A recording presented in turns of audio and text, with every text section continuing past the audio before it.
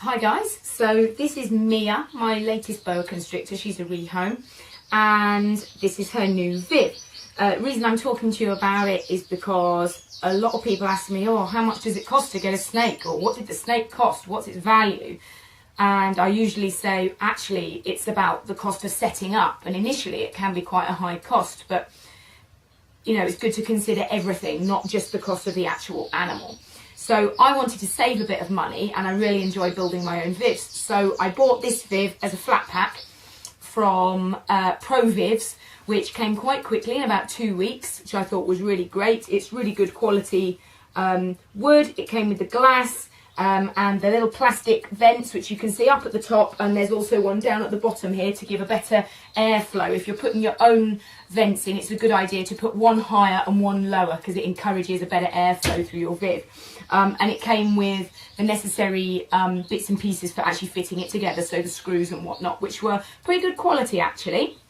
But to get more mileage out of the Viv, we added silicone sealant on all the joins and we put some extra screws in as well, just so it really goes the distance.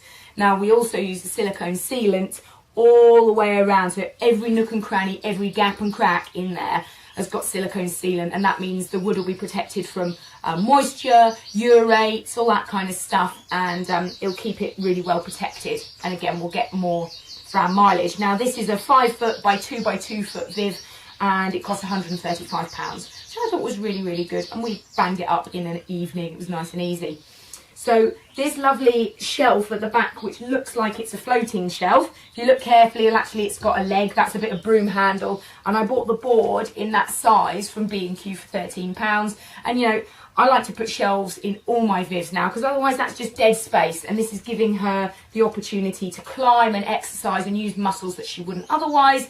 It also creates another area, another microclimate that she can explore, another choice for her. Now I painted the wood just to protect it, and again it's screwed and sealed in as well. The fancy bit of wood there I can move around, so it's more enriching for her. That's really nice Java wood. It's sterile, it's easy to clean, it's just so much nicer to work with than cork bark. It looks quite pretty. That's £20. Probably about a tenner or so on the plastic plants and whatnot. A lot of this stuff I already had knocking about.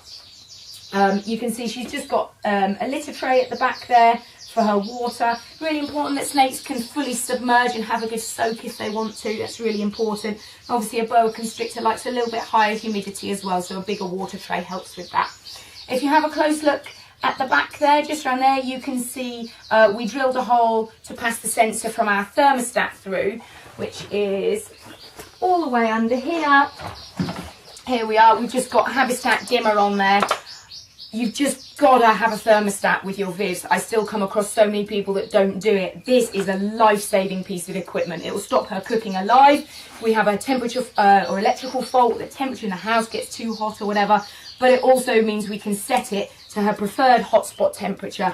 That gauge, that sensor down there, that keeps it regular. It communicates with this, and this is connected to the mains and our heat source, which is that ceramic there.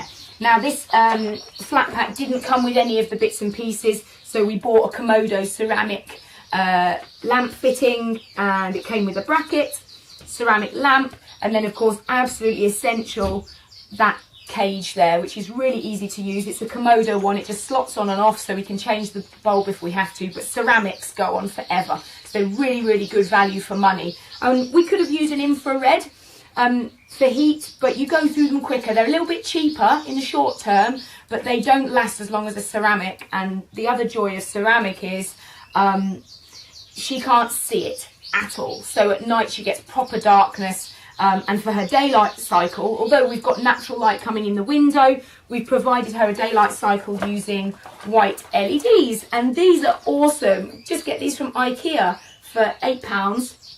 They're really easy to fit. They're screwed into little clip-on jobs at the top. They don't give off any excess heat, but they do light her, so they don't mess around with the thermal gradients we've got going on.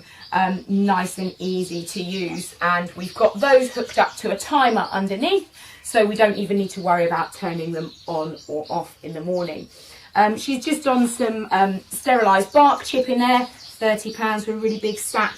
Glass lock, pretty important. And actually, I've just bought, because it didn't come with them, some finger grips, and I'll show you what they look like. Get these off eBay for $1.75 for a set. You just peel the back off, stick them on, and then you can open and shut the Viv without getting handprints or mess or whatever. It makes it much easier to operate the doors. And the glass lock, obviously, for security. That you can get them cheap and cheerful off eBay as well for a few quid. So all in all, this whole setup cost just over £300, which I think was pretty good. It didn't cost me quite that much. As I said, I already had things like the thermostat knocking around. Oh, that leg, that's just a broom handle, which I bought from a DIY shop up the road and just cut a piece off. So nice and easy. So how much does a snake cost? Well, to set it up, if you do it the DIY way, you can do it for as little as £300. And then obviously you're just looking at your cost of feeding and heating this bad boy. As I said, she wasn't too expensive because she was a rehome that came in. So that is Mia's tank, and that's how you can set up a tank for a little bit less.